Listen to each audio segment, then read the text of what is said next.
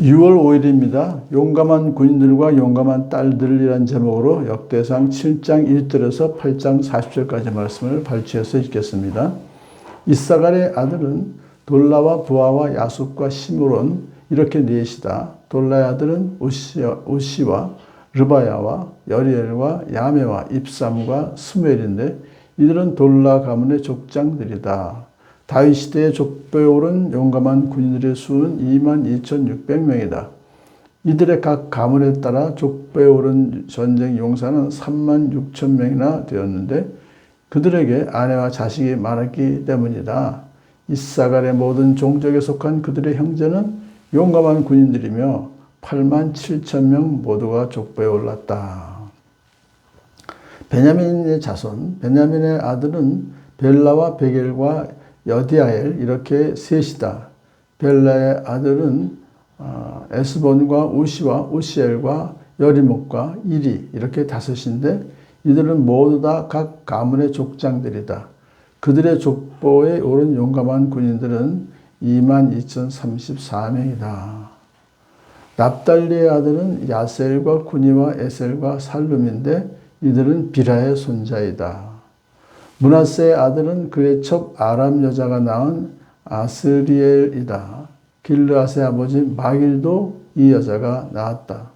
마길은 훔빔과 숲빔에게 아내를 얻어주었는데 그 누이의 이름은 마아가이다. 므낫세의 둘째 아들의 이름은 슬로보앗인데 슬로보앗은 딸만 낳았다.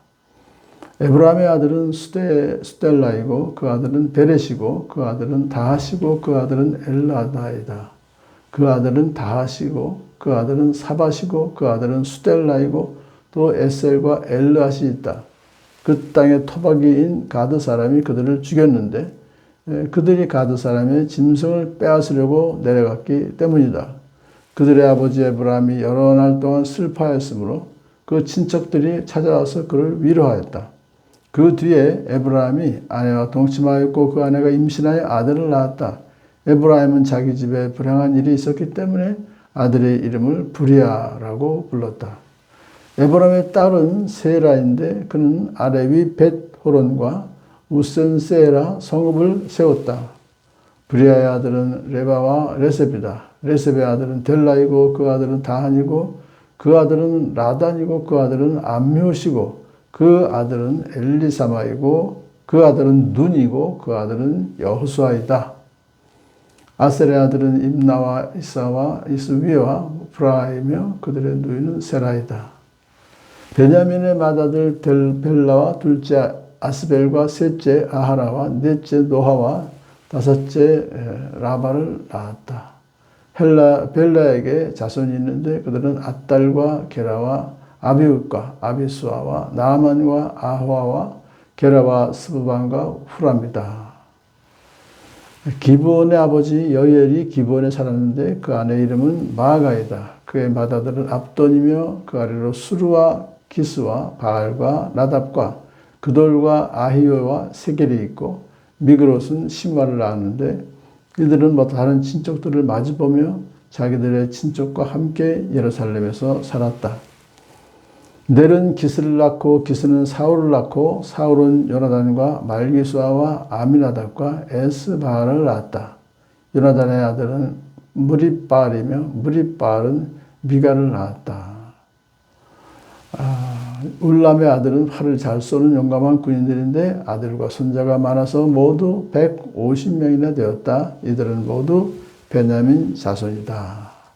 아멘. 이렇게 해서 12지파가 다 이제 족보를 다 썼어요. 먼저 이사갈, 베냐민, 납달리, 므낫세, 에브라임, 아셀, 베냐민 그렇게 이제 쭉 기록을 했는데요.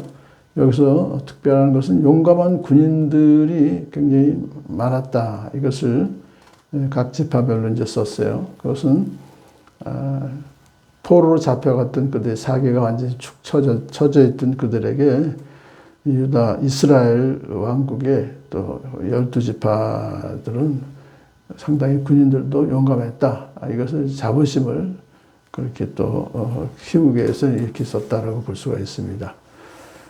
그러나 그렇게 막강했던 그 용사들도 나라가 망할 때는 무기력하게 아수르에게 포로로 잡혀갔어요.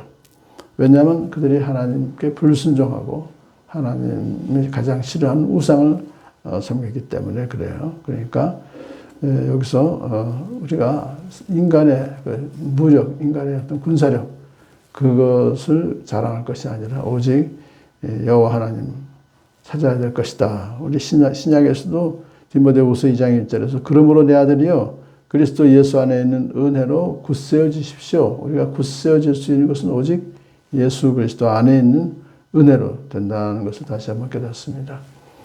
오늘 본문에서는 특히 여자 일이 많이 나오는데 족보에는 여자가 별로 나오지 않는데 오늘은 므낫세 둘째 아들의 이름은 슬로보앗인데 슬로보앗은 딸만 낳았다. 딸이 말라, 노아, 호글라, 밀가, 디르사 5딸이 있거든요. 아들은 없고. 그런데 이제 모세가 땅을 분배할 때 이 여자 딸만 있는 집은 안 주니까 그래서 딸이 두 번째 인구 조사를 할 때 모세와 온 회중 앞에서 용감하게 호소합니다.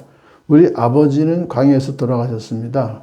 그런데 아버지께는 아들이 없습니다. 아들이 없다는 이유로 아버지의 이름이 없어져야 한다니 어찌 이럴 수 있습니까? 우리에게도 딸의 유산을 주시기 바랍니다. 이것은 아버지의 이름을 잇기 위한 것입니다. 라고 했더니 하나님께서 모세를 통해서 그래 너는 그들의 아버지가 받을 유산이 그 딸들에게 돌아가게 하라 하면서 그 전 유산을 딸들에게 사위를 통해서 이제 줬단 말이죠.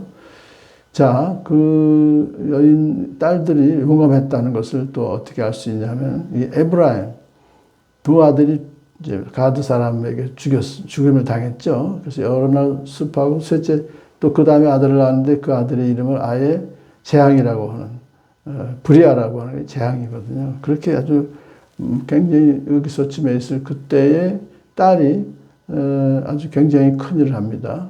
에브라임의 딸 세라가 성읍을 세웠어요. 그러니까 굉장히 큰일을 한 거죠. 그렇게 하면서 아버지의 그 슬픔을 또 이렇게 회복시켜 주셨던 것을 보면서 그 후손으로 그 집안의 에브라임의 집안의 후손으로 여호수아를 통해서 이제 다시 회복시켜 주셨죠. 자, 이제 베냐민 자손이 8장부터 1절부터 40절까지 쭉 나오는데요.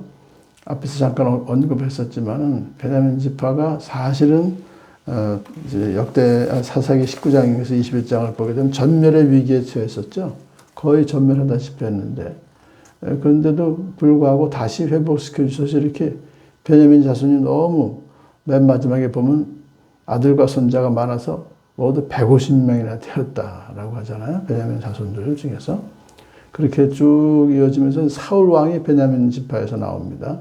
그래서 그 사울 왕의 족보를 또 자세하게 다시 또 이렇게 해가지고 비록 왕은 단대로 끝났죠. 사울 왕은 자기만 아들한테 못 내려갔지만은 저는 그 아들들이 다 전쟁에서 전투에서 죽었지만 그 손자들이 쭉 나와서 이제 아주 굉장히 오랫동안 그 사울 왕가를 계속해서 이어지게 하였던 것을 이제 보게 되는 것은 하나님께서 비록 사울 왕의 또 그 자녀들의 이름에서 에스바알, 브릿바알, 바알이라고 하는 혼합주의, 그 참 우상 숭배하는 것과 또 이렇게 혼합되어 있는데 그럼에도 불구하고 사울 왕의 가족을 끝까지 잘 지켜주셨는데 이 베냐민 지파는 굉장히 중요한 역할을 하죠.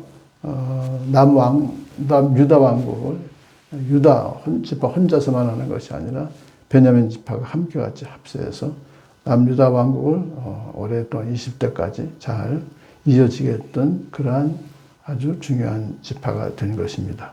오늘도 인간적인 그러한 많은 흠이 있지만은 하나님께서는 하나님의 그 구속사를 이어가시기 위해서 다 하나님께서 다시 회복시켜 주시고 그리고 그들을 또 도와주셨어요. 그래서 특히 오늘은 딸들이 아주 용감한 딸들 때문에 그 참 가문이 이어지게 아버지의 이름이 계속되어질 수 있고 또 절망에 빠진 아버지를 또 이렇게 다시 회복시켜 주셨던 것을 봅니다. 오늘도 하나님께서 우리의 삶을 통해서 하나님께서 우리에게 위로와 평안을 주실 줄로 믿습니다.